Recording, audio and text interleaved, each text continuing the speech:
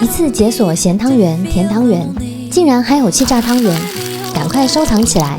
想吃汤圆的时候看这边就对了。今天要用电子锅来煮红豆汤，煮红豆不用浸泡，也不用顾火，超级方便的。准备1杯的红豆，台湾产的红豆非常的饱满，你看是不是很漂亮呢？红豆洗之前先来挑豆，像这样不完整的要挑出来。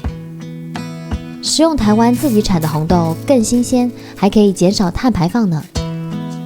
挑完后再用清水清洗2到3次，不用浸泡哦。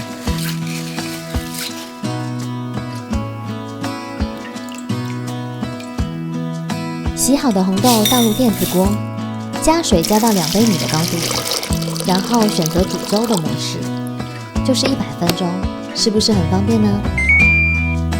先准备1碗冷开水，等要来浸泡煮好的汤圆。水煮开后加入汤圆，一次不要下太多哦，不然容易粘在一起。下锅后再搅拌一下，汤圆煮到浮起来，再煮一下，等到汤圆变胖就可以关火了。放到冷开水里面放凉，这样煮出来的汤圆会很 Q 弹哦。红豆汤煮好啦，可以看一下，如果红豆还没有煮软的话，可以再加点时间。现在来加黑糖，如果没有的话，冰糖和砂糖都可以哦，搅拌均匀就好了。冬至吃汤圆的说法很多，最普遍的说法是取圆以接阳气，汤圆象征团圆圆满。来吃汤圆，祈求圆满咯。QQ 的汤圆加上美味的红豆汤，这个冬天一定要来一碗，超暖的啦。生汤圆放进气炸锅，要分开一点，不然会粘在一起。每颗都喷上油，放进气炸锅，180度5分钟。好啦，是不是超快的？趁热撒上花生糖粉，没有的话也可以加炼乳。我自己还喜欢加黑糖，超好吃的。以前喜欢吃盐酥鸡摊的炸汤圆，但又怕太油，现在在家里就可以做出少油版的炸汤圆了，你一定要试试看哦。来做咸汤圆啦，先把虾干和干香菇用温水泡开，腌一下肉丝，用1/2小匙，加入米酒、白胡椒粉、酱油，搅拌均匀。最后加入太白粉，腌10分钟左右。把泡好的香菇去掉蒂头，再切成丝。芹菜洗干净后切成末，最后撒在汤里增加香气。锅里加入2匙油葱酱，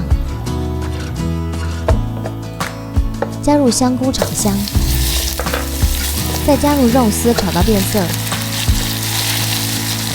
接着加入虾干拌炒一下，倒入开水，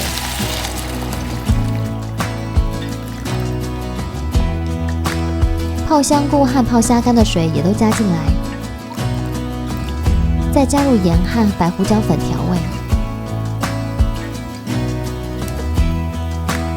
加入煮好的汤圆，再加入茼蒿，煮滚后关火，加入芹菜末，咸汤圆就煮好了。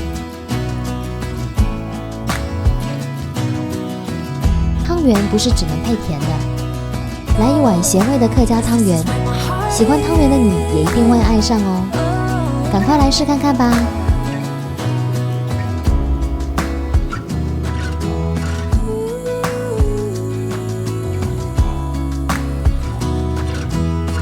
想要收看更多食物小知识，记得按赞、订阅和开启小铃铛哦。拜拜。